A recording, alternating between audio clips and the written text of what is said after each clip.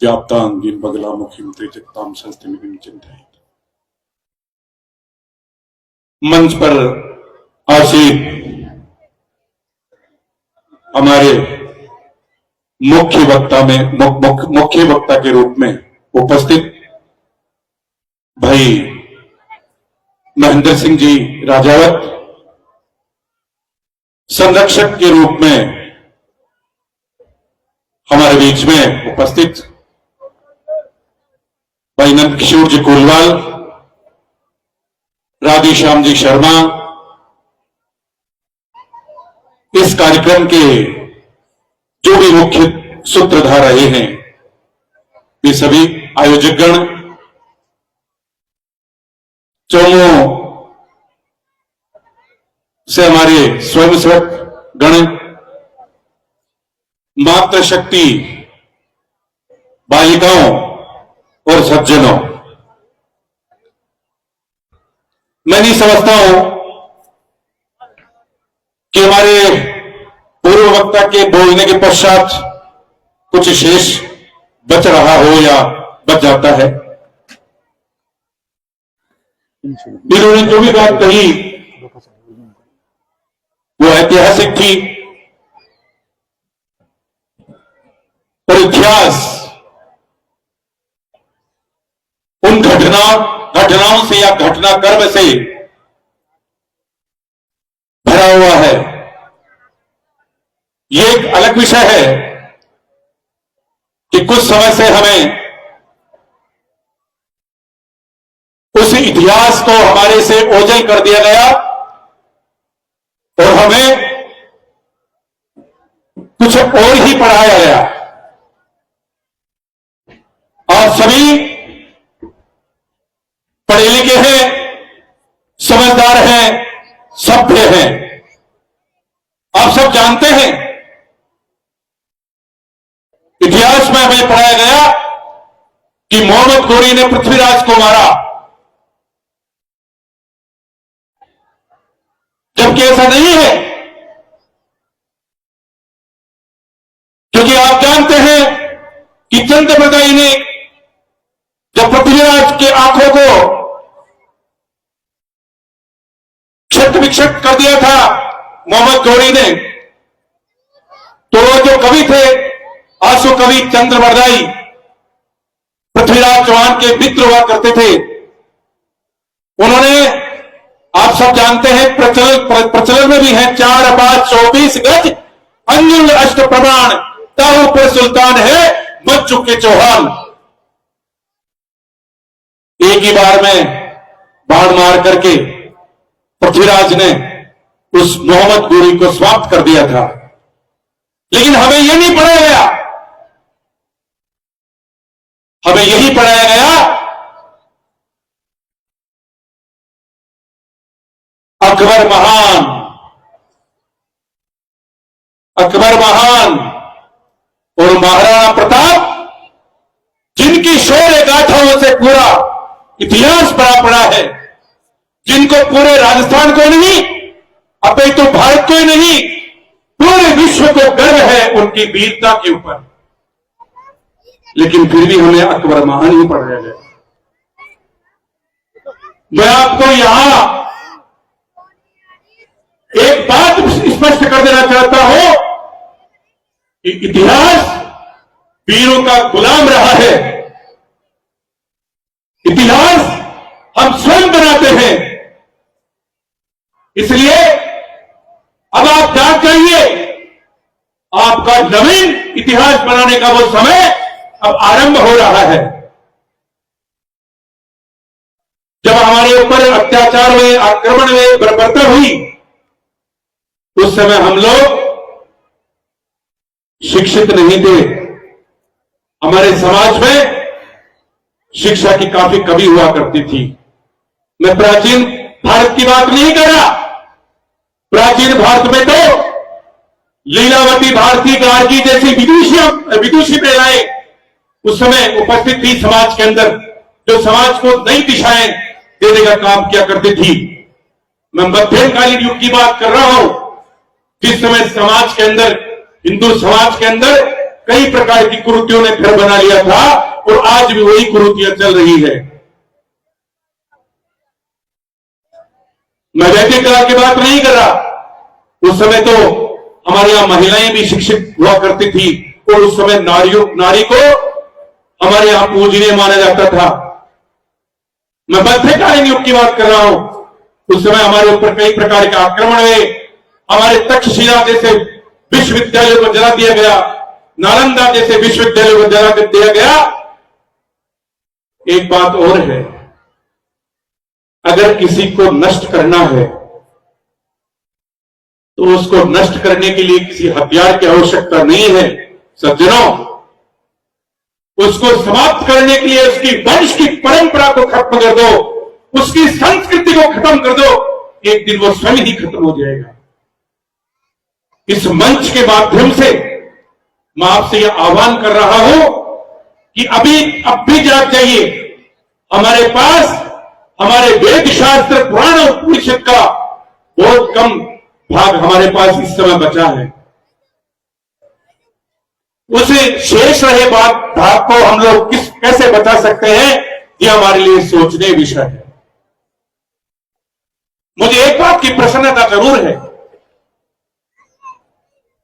कार्यक्रम विराट हिंदू सम्मेलन के चौहों में मैंने काफी इन दिनों में अटेंड किए हैं।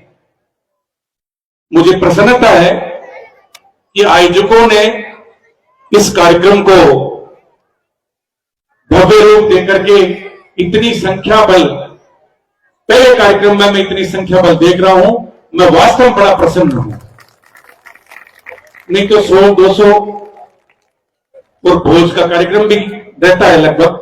यहां भी सौगंध तो आ रही है मुझे, है क्या भोज का कार्यक्रम है? तो यहां भी भोज का आयोजन तो रखा है।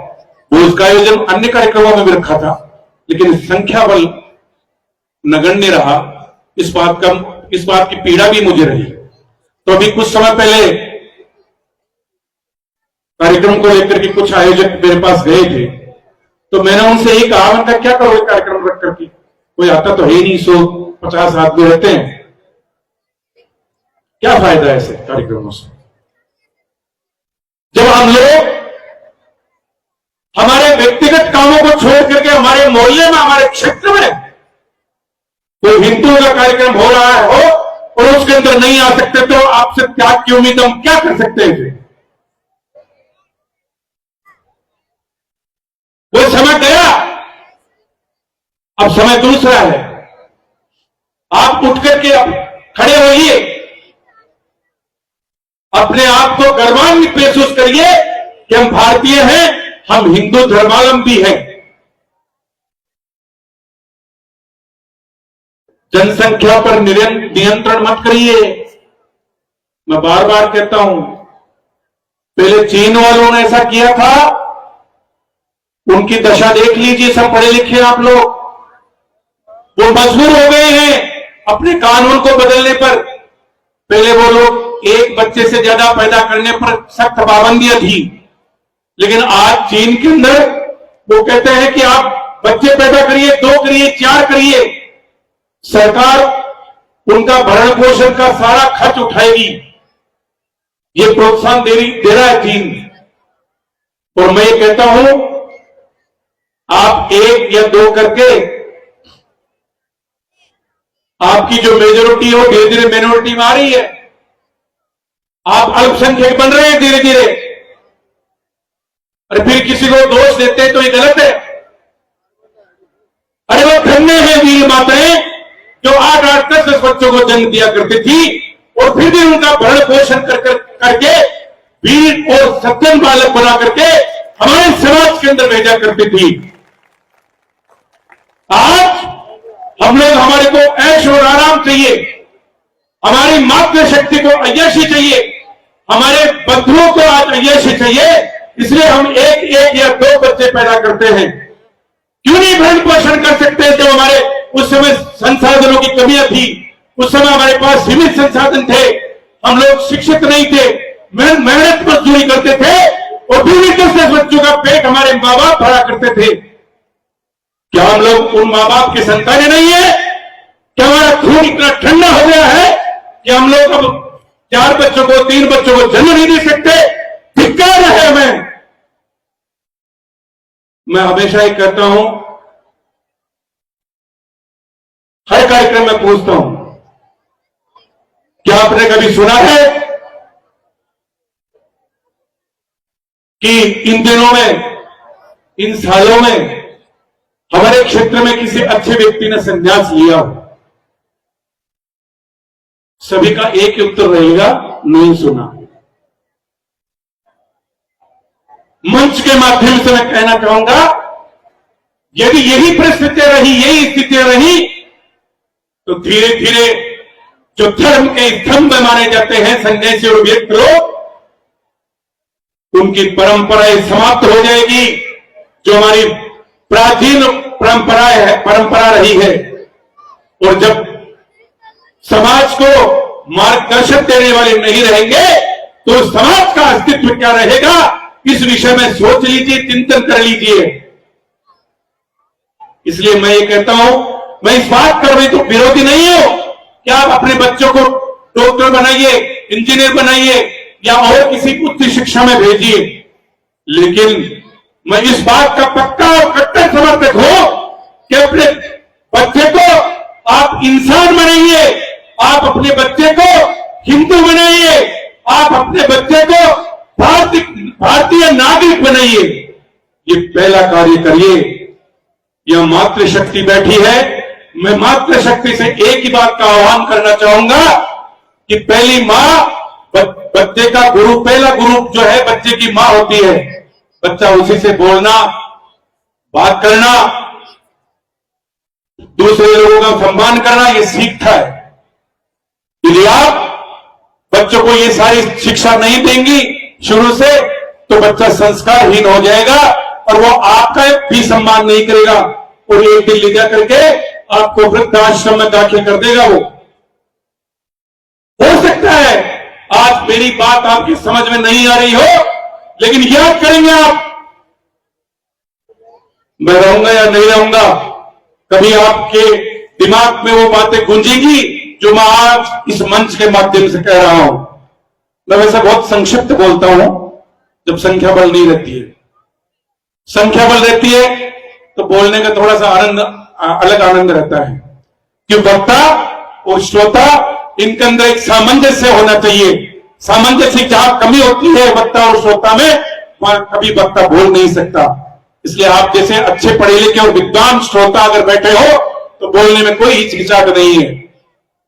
अपने बच्चों को राष्ट्र के प्रति समर्पित होना सिखाइए। मातृशक्ति को आह्वान करना चाहूंगा, अपने बच्चों में ऐसे गुण दीजिए। मां जीजाबाई ने शिवाजी को वीरता के वो गुण दिए थे जिनके माध्यम से शिवाजी महाराज ने एक नवीन इतिहास की रचना की थी, और आज भी हम सब उन महापुरुष का गुणगान किया करते हैं। आप भी अपने बच्चों को ऐसे ही शिक्षा दें जिससे आपके बच्चे वीर बने, साहसी बने, धर्म के अंदर कुछ करने की क्षमता प्रदान करें। एक व्यक्ति तो वो होता है जो अपने किसी रिश्तेदार के नाम से जाना जाता है, ये भला का रिश्तेदार है। एक व्यक्ति वो होता है जो अपने पिता के नाम से जाना जाता है। एक व्यक्ति वो होता है जो अपने परिवार के नाम से जाना जाता है। लेकिन वास्तव में वो व्यक्ति महान होता है जिसकी स्वयं की अपनी एक पहचान होती है, जिसकी स्वयं की अपनी एक प्रतिष्ठा होती है। तो आप ऐसे गुण दीजिए अपने बच्चों को कि अपनी एक स्वयं की प्रतिष्ठा को प्राप्त कर सके, स्वयं की एक ख्याति किसी समाज के अंदर प्राप्त कर सके। दूसरी बात, ये जातियों के अंदर बांटने का समय नहीं है। आप लोगों के बीच में पूरे विश्व में हिंदू धर्म पर इस समय बहुत षड्यंत्र रचे जा रहे हैं पूरे विश्व के ऊपर, क्योंकि मेरे पूर्व वक्ता ने, हमारे महेंद्र सिंह जी ने बताया कि पूरे विश्व में कोई हिंदू राष्ट्र नहीं है। हमारे यहां भी हिंदू राष्ट्र हम तो कहते रहे हैं। हिंदू राष्ट्र बनाना किसी सरकार की जिम्मेदारी नहीं है। हिंदू राष्ट्र बनाना उस राष्ट्र के आम नागरिक की जिम्मेदारी है कि उस राष्ट्र को अपना योगदान देकर के किस प्रकार से हिंदू राष्ट्र या कोई और भी समृद्ध राष्ट्र कैसे बना सकता है। इसलिए आप ये सोचना बंद कर दीजिए कि हमारी सरकारें कुछ करेंगी, नहीं। आपको स्वयं को जगना पड़ेगा, आपको स्वयं को कुछ करना पड़ेगा, तभी जाकर के हमारी जो हिंदू राष्ट्र की जो कल्पना है वो साकार रूप धारण कर पाएगी। जिस प्रकार के षड्यंत्र रचे जा रहे हैं, हमारे को अनेक जातियों में विभाजित करने की ये जो पुरानी षड्यंत्रकारी जो रीति है, नीति है, वो रची जा रही है वर्तमान के अंदर। उन षड्यंत्रकारियों को हमें सफल नहीं होने देना है, ये आप समझ लीजिए। समाज में जिसका काम है वो उस काम को निभाए।